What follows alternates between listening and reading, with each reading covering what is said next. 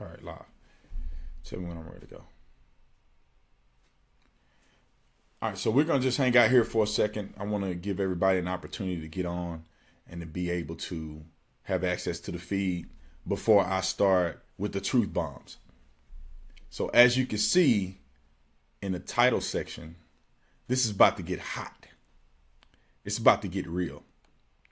And I want you guys that are coming on right now to share this, share this, share this, share this. And I want you to share this with all of the people that you think need to hear this message. All of the liberals that you think need to hear this message. All of the social justice warriors. All of the Black Lives Matter. I want y'all to share this, share this, share this, because it's about to get hot. And I'm still going to give y'all a good second to get on here before I start dropping these truth bombs. And so I think we got enough people on here. Check this out.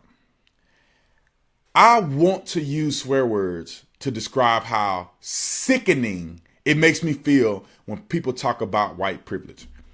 Now, people see me and people gonna say, "Oh, he'll sell out. He doing it." Man, ain't nobody give me money to say this.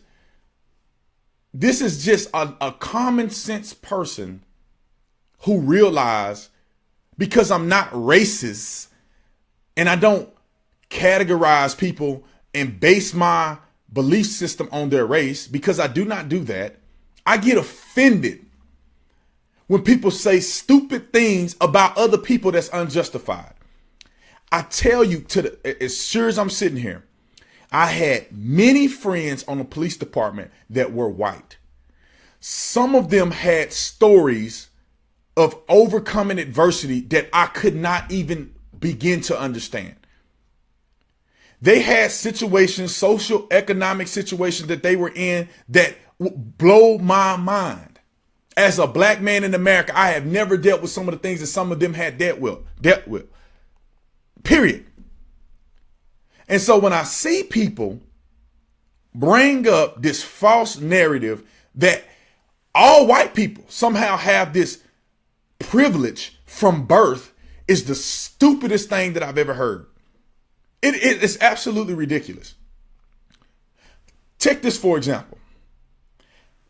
I was the spokesperson of the Tucson Police Department when I had maybe 2 years on the police department. You tell me, I have never in the history of the police department ever heard of anybody being a spokesperson with 2 years on the department. I'm in front of the camera. My name is behind things that I've said, and I've been on the police department for 30 minutes, pretty much. That's how we feel in the police realm. You on for 2 years, bro, you still a rookie. I ain't never heard a white person having that access to being a spokesperson of a police department that early. You tell me, you name a white police officer that can get on TV and say that they believe Black Lives Matter is ineffective. And I'll show you that same person that lose their job. Tell me what privilege that person has. I went and probably got one of the best deals possible on my house that I bought. I got it for a steal. I got the best deal probably in the whole community. I bought a house for $166 and it was worth $270 when it was built. The person who bought the house was a white person and they got jugged because I got a huge discount on that. Now, I bet they wondering, well, how he get that deal? Somebody explain to me how I can name to you right now a whole bunch of white people that I know that are in debt through college, who have to pay to go to college. Student loan debt. That's outrageous. I ain't got no student loan debt from my bachelor's degree. Not one. I was on full scholarship, and I know 70 other people who are on full scholarship in 100 and some different colleges. Probably 80% of them are black people. And you tell me that somehow white people have a privilege. I know I've heard hundreds of stories of people that I know tell me that they went to apply for a job, and because of affirmative action, that they were denied a job, that they were more qualified than the other person who got it, who was a minority. Listen, when you are born, how your success in life is dependent upon you. It's dependent upon how much are you willing to put up with, how much are you willing to take into account, and how much you're willing to pursue your dreams and your goals. I don't want to hear you blatantly call people and say they have white privilege. That's like saying, and I will say this, and somebody wanted to criticize me about this, but I'm going to say it anyway. That's like me getting up here saying all black people are thugs. You have a propensity to be a thug. And if police target you disproportionately, they're justified because statistics show that you are more likely to be a thug than a white person per capita. Somebody tell me a statistic that's different than that.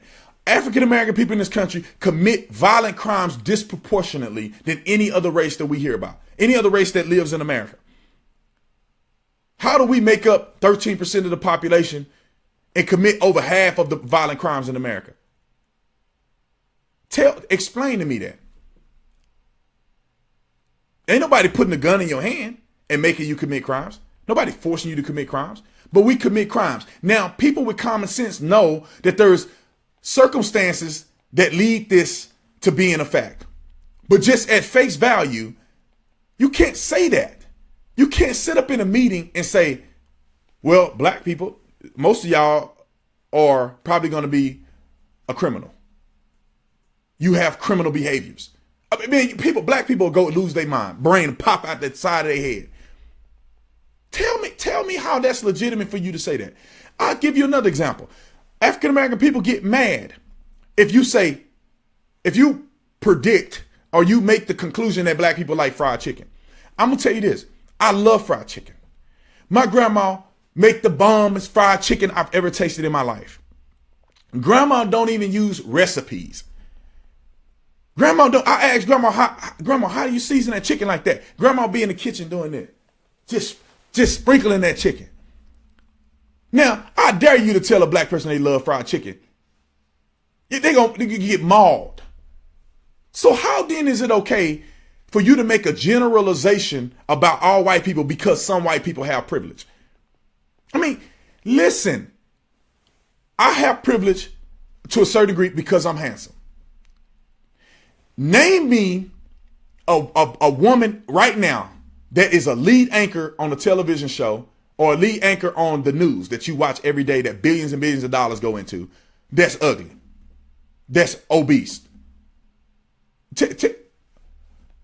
You can be a great journalist and you can have a better resume than a prettier person, man or woman. That person that look better than you, they're going to get more attention on TV and they're going to give them the job. So what are you going to say? Good looking privilege? Listen, if you got money, you got privilege. As a black man, if LeBron James got more privilege than every white person in America. People don't even know people can probably see Bill Gates and won't even know him from Adam. LeBron James. Let LeBron James go to a restaurant. You better hope you're not in line because you're going to go to the back. White man, I'm telling you right now, you're going to go to the back behind LeBron James. LeBron James can tell the restaurant that he want to take your seat. They'll probably make you get up, sir. Please, can you? LeBron James is in the house. Sorry. Tell me that there's a white person got more privilege than Barack Obama, President of the United States of America. That man can go anywhere in the country right now, and that not one white person I know will have privilege over him. His kids. Tell me that those students that go to the university with his kids have more privilege than his kids do. You got to be out of your mind. Wealth, there's a privilege in wealth. But y'all ain't talking about that. There's a privilege in everything. You can have the same amount of skill level as a person in basketball, and if you're shorter than that person, you're not going to have the same opportunities. Let's keep it 100. Listen, for us to try to portray that in our society there's an epidemic of white privilege, then we have to say in our society there's an epidemic of good-looking people getting better opportunities. There's an epidemic of people that have more money getting opportunities. There's an epidemic of legacy. If your parents' last name is XYZ, you're gonna have more privilege. There ain't nobody in the world that's associated with Trump that's not gonna get. There's nobody in the world that's associated with Obama that's not gonna have privilege. All you have to do is say, I'm Obama's great niece. You on national TV. 100%. But people don't want to talk about that. But I tell you what, I'm going to talk about it. I'm going to keep it 100. I'm sick of people saying that there's white privilege. In isolated situations, yes. Is there black privilege? Yes. In isolated situations, black people can get stuff that nobody else can get. Whether you taller than another person. In isolated situations, that is true. Whether you look better than somebody else. Whether you more presentable than somebody else. Isolated situations, that is true. Overall, that is not true. Just because you shorter than somebody don't mean that you are, that's an indictment on your life for the rest of your life. Just because you don't look as good as somebody don't mean that it is inevitable that you won't have great opportunities. I'll tell you a couple people on TV right now that don't look worth a dime. And they make more money than anybody else walking on planet Earth. It's not an indictment. See, what they do to you is they want you to believe this is true so they can pit you against somebody else. Period. See, conservatives don't play that game. We understand that we are all equal. We understand that there's privilege and there's exceptions in certain situations, but we don't sit here and paint the picture that our country is dedicated to those principles.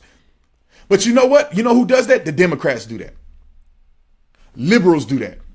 They want you to believe that there's such thing as white privilege so they can pit the white people against the black people. They want you to believe that it's racist for us to secure our southern border because they want to pit the Mexicans against the white people. Bottom line, they want you to believe that who you sleep with at night makes you different than somebody else. They want to pit the gay people against the straight people. At the end of the day, because you gay, there's no indictment on you in America. You can do whatever you want to do. Everybody know who Milo is. Milo is one of the most popular people in America. Well, I don't say in America. We think he's popular. He's popular around the world. He's not even from America. He gay. Where's his indictment? Conservatives love him.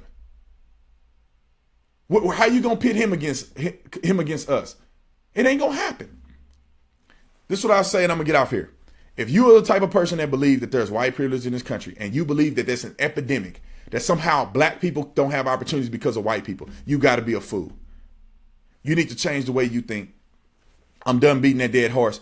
I'm gonna get out of here. Y'all be good. Make sure you come later today. Watch the show at 4:30. If you live in Arizona, if you live on the East Coast, it's 6:30. Come watch the show. We talk about real issues on the show. There ain't no sugarcoating on the show. You're gonna get it like it's presented.